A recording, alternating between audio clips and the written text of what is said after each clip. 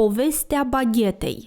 În 2020, bagheta, pâinea îngustă și lungă specifică francezilor, era trecută de UNESCO în patrimoniul imaterial al umanității, după ce în 2018 fusese înscrisă în patrimoniul cultural imaterial francez. Dar cum a apărut bagheta? Există mai multe legende legate de originea acesteia. Prima legendă, cea mai spectaculoasă, susține că bagheta li se datorează brutarilor armatei lui Napoleon, mai ușoară și mai puțin voluminoasă decât pâinea rotundă tradițională, încăpea bine în buzunarele de la spate ale soldaților și nu îi încurca la mers. Unii istorici văd în data de 15 noiembrie 1793 actul de naștere al baghetei, într-un decret al Convenției Naționale care stipulează că toți brutarii sunt obligați, sub pedeapsa închisorii, să facă aceeași pâine pentru toți, pâinea egalitate, din aceeași făină. Până atunci, pâinea cea de toate zilele marca diferența de clasă socială, de la pâinea albă a bogaților la pâinea neagră a celor mulți și săraci. Ca o ironie, astăzi, făina din hrișcă, o pseudo-cereală, este o delicatesă din care se fac celebrele clătite bretone, crêpe salée. Pe vremuri era consumată de nevoie de cei săraci. Afirmația atribuită în mod răutăcios Mariei Antoaneta, n-au pâine să mănânce cozonac, exprimă acut distanțarea socială în termeni de panificație, dar pâinea egalitate încă avea formă rotundă, iar legătura cu bagheta nu este deloc clară. Conform legendei, războaiele napoleoniene i-ar fi dat forma alungită.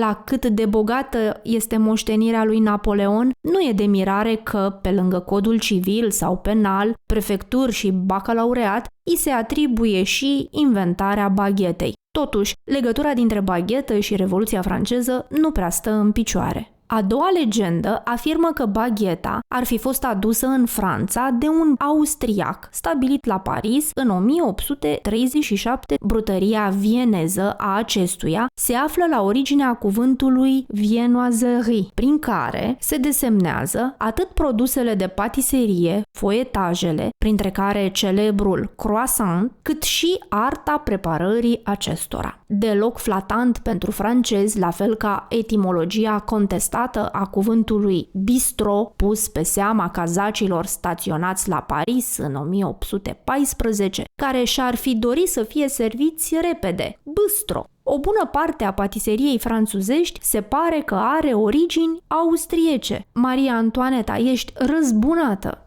Ceva mai târziu, în 1856, Napoleon al III-lea, nepotul marelui Napoleon Bonaparte, reglementează mărimea și greutatea pâinii, 40 de centimetri și 300 de grame. Astăzi, bagheta este în medie cam de 2 ori mai lungă și aproximativ la fel de grea. A treia legendă plasează apariția baghetei pe șantierul metroului parizian în anii 1900, în plină Belle Époque. Încăierările dintre muncitorii veniți din diferite regiuni ale Franței erau frecvente, așa că a fost nevoie de o pâine care să poată fi mâncată fără a fi tăiată cu cuțitul, devenit prea periculos în mâinile celor puși pe harță. Inginerul Fulgence Bienvenu interzice cuțitele pe șantier și introduce pâinea lungă și îngustă în formă de baghetă. Din această legendă a supraviețuit obiceiul de a frânge bagheta în loc de a o felia, o tradiție aproape la fel de tare ca mămăliga tăiată cu ață. Legenda este plauzibilă. Oricum, din acest moment, bagheta pătrunde oficial în izvoarele istorice scrise. Astfel, termenul baghetă apare într-un brevet de invenție din 1902, apoi într-un manual de brutărie din 1904, apoi într-un regim recomandat în 1910. O reglementare din 1920 a prefectului Senei impune caracteristicile și prețul acesteia. Obiceiul se va păstra până în anii 80, ținându-i prețul sub control. Și cum bagheta se vinde ca pâinea caldă, din anii 70 prețul ei a crescut cam de 10 ori. În prezent costă cam 1 euro sau mai mult dacă este mai deosebită. A patra legendă, cea mai prozaică, plasează originea baghetei în evoluția cererii urbane. Oamenii înstăriți de la oraș aveau nevoie de pâine proaspătă de mai multe ori pe zi și preferau crusta mai gustoasă ca miezul. O lege din 1919, destinată protecției brutarilor, considerați de Karl Marx, unul dintre părinții comunismului, niște mineri albi din cauza muncii grele pe care o prestau, a interzis munca de noapte în brutării. În acest context, bagheta era privilegiată. Prin forma ei, avea nevoie de mai puțin timp la cuptor decât pâinea rotundă cu secțiune mai mare. În plus, procesul fabricației a fost accelerat de trecerea de la maia la drojdie. Condițiile, atât legale cât și tehnologice, erau în sfârșit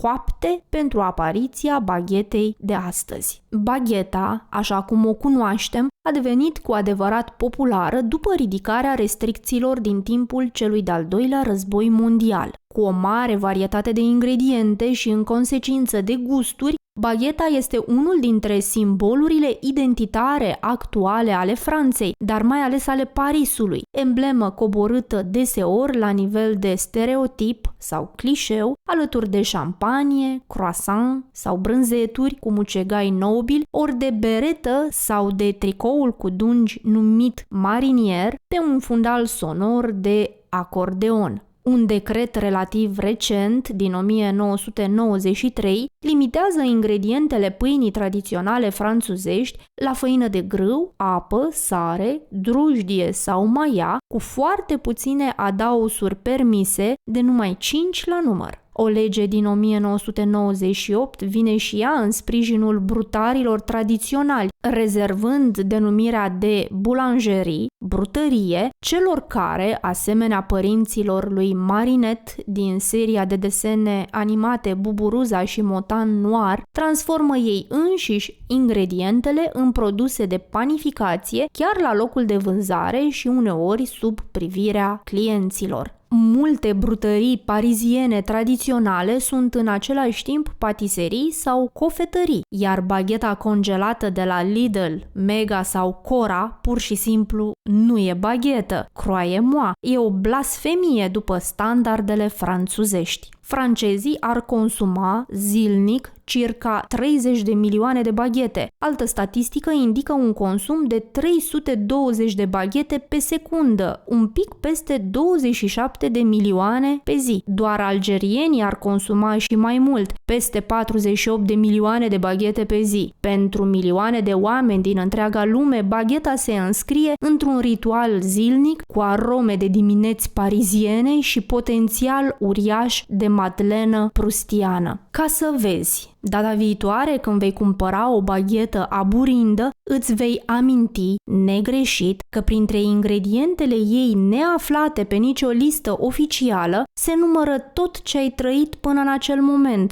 îmbogățind la nivel personal o poveste pe care fiecare și-o istorisește mereu altfel.